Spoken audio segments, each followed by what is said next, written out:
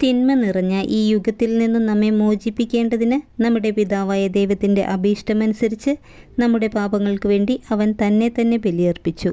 ഗലാത്തിയ 1:4 നിയമത്തിൻ്റെ അനുഷ്ഠാനത്തിലൂടെയല്ല, യേശുക്രിസ്തുവിലുള്ള വിശ്വാസത്തിലൂടെയാണ് ഒരുവൻ നീതീകരിക്കപ്പെടുന്നതെന്ന് നമുക്കറിയാം. നിയമാനുഷ്ഠാനം വഴിയല്ല, ക്രിസ്തുവിലുള്ള വിശ്വാസം വഴി നീതീകരിക്കപ്പെടേണ്ടതിനാണ് നാം തന്നെയും യേശുക്രിസ്തുവിൽ വിശ്വസിച്ചത്. ഗലാത്തിയ 2:16 ക്രിസ്തുവിനോട് ഐക്യപ്പെടാൻ വേണ്ടി സ്നാനം സ്വീകരിച്ചിരിക്കുന്ന നിങ്ങളെല്ലാവരും ക്രിസ്തുവിനെ ധരിച്ചിരിക്കുന്നു. ഗലാത്തിയ 3:27 ഗലാത്തിയ 4:9 ഇപ്പോൾ നിങ്ങൾ ദൈവത്തെ അറിയുന്നു, അതിലുപരി ദൈവം നിങ്ങളെ അറിയുന്നു. ഗലാത്തിയ 5:15 നിങ്ങൾ അന്യോന്യം കടിച്ചു കീറുകയും വിഴുങ്ങുകയും ചെയ്ത് പരസ്പരം നശിപ്പിക്കാതിരിക്കാൻ ശ്രദ്ധിച്ചുകൊള്ളുവിൻ.